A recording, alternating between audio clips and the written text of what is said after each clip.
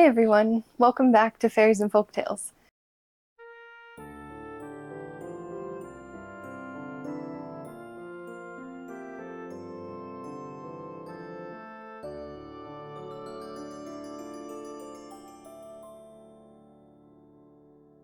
Today I'm actually going to be doing a review of a Hooks and Needles box. They're a subscription service for fiber artists. There's a knitting or a crocheting option, and if there's anything you really like from their box, like a specific type of yarn or something, they have a website that you can go buy yarn from at any time, and they also have a bunch of notions for knitting and crocheting. I want to preface this by saying that this is totally unsponsored. I purchased these boxes on my own. As you know, I just started my channel, so it's not like I could get sponsored yet. But I did want to say that this is unsponsored. I think I've already received 4, and I did put my subscription on a hold because I just didn't really have time to go through the boxes yet. So I wanted to let myself get through the 4 boxes that I already had before getting another one. So I'm going to go through this one, which I don't remember when I received this one. Here's the inside. They all come with either the crocheting or knitting booklet that has 3 patterns of different levels. It's usually beginner, intermediate, and advanced, and I'll show you really quick. See here, you can see that this one is the beginner pattern, and it's for the hanging organizer that looks like this. The intermediate pattern in this box is a puff stitch pot holder. And the pattern I will attempt to do, because I don't think I'm an advanced crocheter, but this bag looks doable to me, is this bag. It's a, ooh, will you focus? It's this purse, and it's a bunch of granny hexagons, and so I feel like I can probably do it because I've made bags before, and so I know how to sew them together. I think this one is probably advanced because of the intricacy of the stitches in the hexagons themselves. But you will go on this journey with me. And each of the patterns has an access code right here for the digital pattern if you don't want to keep tabs on your little booklet. The other thing always included in the booklets are some little instructions for different things. This one is about frogging, and a breakdown of your box. And then in the back you always have a cool recipe. And this month's is hot chocolate. So I'm guessing this was probably in the winter time when I received this box. You also get yarn, of course. So in this box I got 3 skeins, and there are these different purples, and it says in my pattern that it's going to use a tiny bit more than one of these, so I'm going to have leftover, and then it uses about half of this. So that's going to be pretty fun. I'm going to be able to do other projects with what's left over. And this box also includes a strap and a tassel for this bag, which is why I wanted to do this bag, because I wanted to use these items. A couple of my other boxes have come with things like darning needles, stitch markers, and crochet hooks, like specific to the patterns in the box. I've received I think 3mm and 5mm from the other boxes. So it says for this pattern I'm going to need, as I told you, half of the pink color, a little over 1 of the purple color, and a size 5mm hook, which it says was included in previous boxes. So if you get the subscription every month, you will have a lot more stuff and you wouldn't have to buy a hook. I did receive a hook in the other boxes, but I may just be using one of my Clover or More hooks. You also need scissors, stitch marker, the crossbody strap, and the tassel. And it says that we will be making 7 hexagons, 2 of the lighter pink color and 5 of the purple color. So I'm gonna go start on this, and you'll probably see different angles. I may just record with my phone for the crocheting part because it's a lot easier than resetting up the camera for different angles. But you'll see me working on the squares, the hexagons a little bit, and then I'll show the finished ones. I'll show you if I have any problems with any of the stitches, because this is an advanced pattern. So we will see. Hopefully I don't. Hopefully I can finish this.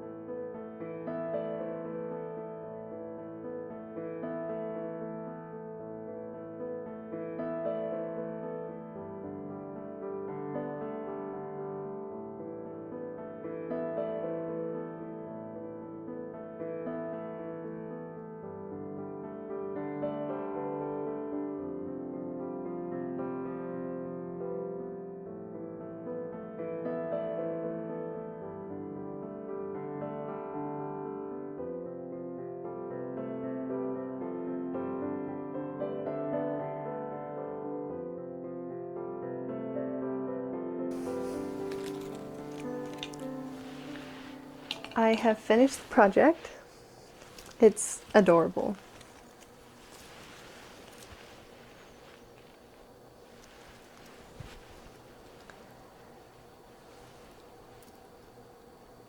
The hexagons took me a little bit to get used to, just because the ending of each round, beginning of the next one was almost like different on a lot of the rounds.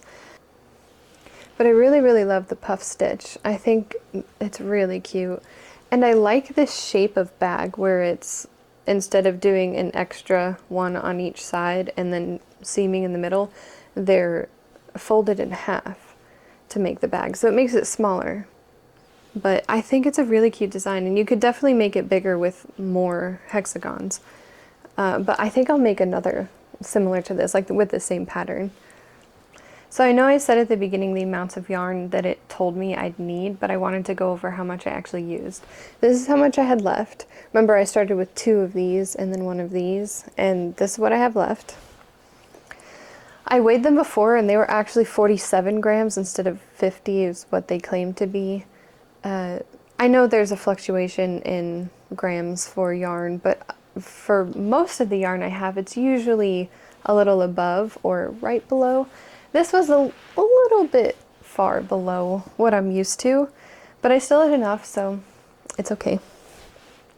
I had 45 grams left of the second purple, and so I only used 2 grams of this one. And then I had 25 grams left of the pink. And that's with using purple to seam these. The pattern calls for using the pink to seam everything, but I liked the look of it more like this. I think it's a little bit more cohesive instead of seeing it peeking through all the way like it was in the pattern picture. But I did use it to do the single crochet border and then the little hook straps as well. Or the strap attachments, I guess I should say. And I like how this looks a lot more, and I love a slip stitch seam on bags like this. I think it looks so cute how it's raised. I just love that so much. And I love the shape of this, it's just so cute. It could make like a really cute lantern if you put something inside and then made another hexagon to close this right here. It's like the shape of a little lantern, and I just think that's so cute. And I might make a project with that later on, I don't know. So here's my actual review for like the yarn and the pattern and everything. I'll go over the pros first and then the cons. Pros, I had enough yarn. I had more than enough yarn, so I have enough left over to make other things, and I'm really glad about that. The yarn is really smooth. It's nice to work with in that sense, but you'll see in a con later of why not all the way. The yarn is very plush and kind of squishy, and I really like that with yarn. Not with every project, but this is nice. I like how plush it is. And because it's so plush, it kind of closes gaps that you would have if this yarn was a lot less thick. If it was like a size down or something. There would be a lot more gaps in this bag, and then it wouldn't really work as well as a bag. So this is a yarn size that I think I could make a bag and then not have to line it with, which is nice. And then I love the colors that came with it. The purple and the pink are really, really cute together. My cons mainly have to do with the yarn and the pattern itself. Not big, huge deals, but I still wanted to mention them. The pattern was written a little oddly. I'd never had a pattern that was written in this particular way, and it made it a little bit confusing. I've read a lot of patterns. I know I said that since I'm new to crocheting, I would consider myself like an advanced beginner, and I did do an advanced pattern, but I mean, like, obviously I could do it. But just how they worded some of the pattern, and they left out in a lot of the slip stitches, they said slip into the next stitch, but slipping is not a term. It's a slip stitch into the next stitch, or slip stitch into the first stitch. And so that for me was like, they should have written it correctly, and I would have liked that more. And the other cons I had were just with this particular yarn. This one is called Merino Essence. It's 100% unshrinkable extra fine merino wool.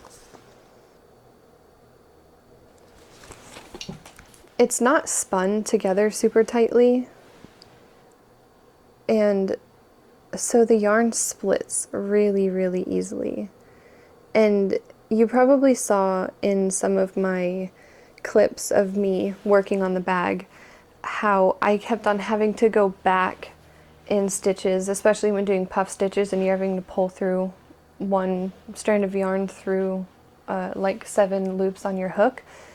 I kept on having to go back because I would either like catch a loop from one of the, catch one of these little pieces of yarn, one of the tiny little strands. I would catch one of those when I was trying to pull through the loops, or I'd lose one off the hook. It was frustrating, and I could have completed this project a lot quicker had that not kept happening. I just think if the yarn was spun a little more tightly, it would be fine. Like it's nice, it's plush, it's pretty, it's kind of soft. It feels more like an acrylic yarn than a merino wool yarn. So I was very confused to see that on the package because it feels so much like an acrylic yarn. And I'm not the biggest fan of acrylic yarns. I know that there are a lot of different options. I prefer like an acrylic blend if I'm using acrylic, but this one definitely feels like some acrylics that I've used and not so much like a merino wool. But other than that, I didn't have any problems, like those few little things. I still completed the project, and I love that it came with the strap and this little tassel. I think they're really, really cute. Because the strap came wound up in a circle, it is kind of wonky right now, but with like weight pulling on it, it will straighten out, so I don't really mind. So I wanted to give my rating overall, and I wanted to go over how like it includes 3 patterns and little tools for you in the box and a recipe in each booklet, and it includes all the yarn you'll need and some kind of accessories. And so overall, I'd probably give it like a 3.5 yarn balls out of 5 because of the problems with the yarn and with the pattern itself. But overall, I think it's worth buying, and I definitely buy from them again. But if they could adjust little things here and there, it would definitely bump it up for me more. I was just looking through the booklet again, and I actually have enough to make this pattern too, this little pot holder. So I may do that. I still have enough yarn left, definitely, to make the pot holder. So I think that's really cool that I can make 2 of the projects with the amount of yarn I was given. I don't think it's like that with each of the booklets because I did go through them to try to choose which pattern I was going to do. Like I said, I've gotten 4 boxes from them. And so I don't think each of them I would be able to do multiple patterns, but there are a few of them that I would be able to. So that's cool. I hope you enjoyed this little kind of crochet with me and review on this box. And thank you for watching. And if you want to leave me a like or subscribe or comment, have you ever gotten a box from Hooks and Needles, or have you gotten any other kind of subscription box for fiber arts? If so, let me know, because I'd be really interested in different boxes too. Thanks for watching, and I'll see you in the next video.